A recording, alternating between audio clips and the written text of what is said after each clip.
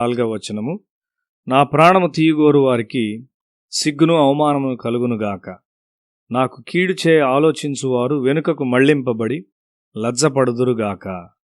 నిరుత్సాహంలో ఉన్నప్పుడు దావీదు చేసిన ప్రార్థన ఇది. అయితే మనము మన శత్రువుల కొరకు ప్రార్థించమని క్రీస్తు మనకు బోధించాడు.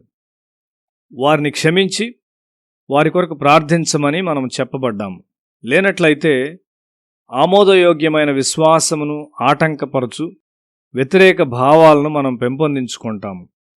క్రీస్తు శిలువ మనిషికి మధ్యనున్న సంబంధాన్ని మార్చు ఒక నూతన తత్వంలోనికి మనల్ని తీసుకుని వచ్చింది. దుష్టత్వమునకు భయపడినట్లుగా మన శత్రువులకు మనం భయపడము, మరియు దురాత్మలకు వ్యతిరేకముగా నిలబడినట్లు మన శత్రువులకు వ్యతిరేకముగా నిలబడము. మనము దురాత్మలకు భయపడము గాని వాటిని గూర్చి జాగ్రత్త కలిగి ఉంటాము. 2 మల్లయోధులను నేను ఎరుగుదును. ఒక పందెములో ఒకడు మరి ఒకని చేత ఓడించబడినాడు.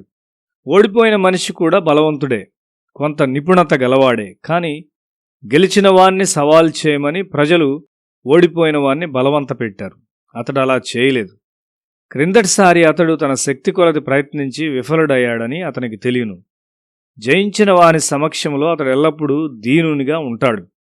సాతాను విషయంలో కూడా అదే విధంగా ఉంటుంది. ఓడించబడినప్పటికీ సాతానికి ఈ లోకంలో కొంత స్వేచ్ఛ ఉన్నది. వాడు కట్టివేయబడే సమయం వచ్చుచున్నది. అతని ఉనికిని గుర్తించుగాని అతని శక్తిని కాదు. గర్జించు సింహము మన చుట్టూ ఉండును గాని మనలను ఏమీ చేయలేడు. మనము జాగ్రత్త లేనివారముగా ఉన్నప్పుడు మాత్రమే ప్రమాదముండును.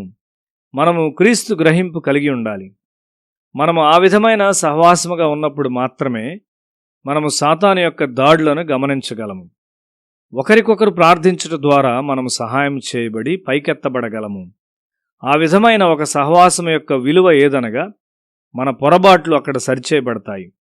క్రొత్త సభ్యులు వచ్చుట ప్రారంభమైనప్పుడు వారు జాగ్రత్తగా సహాయం చేయబడి కాపాడబడాలి.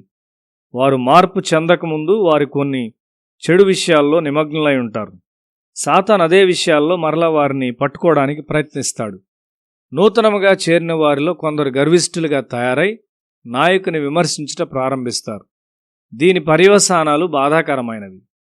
నూతనంగా మార్పు చెందిన వారు వారి నాయకుని పట్ల విమర్శనాత్మకముగా ఉండుటకు ఏదో కారణమును సాతాను కనుగొనును. దాని అర్థము వారు క్రిందకు జారుట. ఇట్లు చేసి చాలా చెడ్డగా వెనుకకు పోయిన కొందరిని నేను ఎరుగుదును. ఈ విషయంలో క్రొత్తగా మార్పు చెందిన వారు చాలా జాగ్రత్తగా ఉండాలి. ప్రారంభంలో పరిశుద్ధాత్ముడు వారికి విశిష్టమైన అనుభవములను ఇవ్వవచ్చు.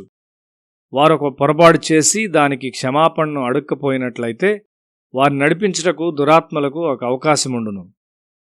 వారిని వాస్తవముగా దురాత్మ నడిపించున్నప్పటికీ వారిని పరిశుద్ధాత్ముడు ఇంకా నడిపించున్నాడని వారు తలంచుంటారు. ఒక పాపపు జీవితం నుండి విడుదల చేయబడిన ఒక స్త్రీని నేను ఎరుగుదును. తరువాత కొన్ని పెంతెకొస్తు సభలకు ఆమె వెళ్ళింది. తిరిగి మా ఇద్దకు వచ్చి మమ్మను సరిచేయుట, విమర్శించుట ప్రారంభించింది. అతి తక్కువ కాలంలో ఆ మరలా పాపపు గుంటలో పడిపోయింది. నాయకుల్లో పొరపాట్లున్నట్లయితే వినయముగా, చాలా ప్రేమపూర్వకంగా వారికి తెలుపుటలో చాలా జాగ్రత్తగా ఉండాలి. విమర్శించు వైఖరి చాలా ప్రమాదకరం. యూదాను పట్టిన ఆత్మ వారిని పట్టుకొనును. ఆ విధమైన ఆత్మ సహవాసమును నాశనము చేయుటకు ప్రారంభించును.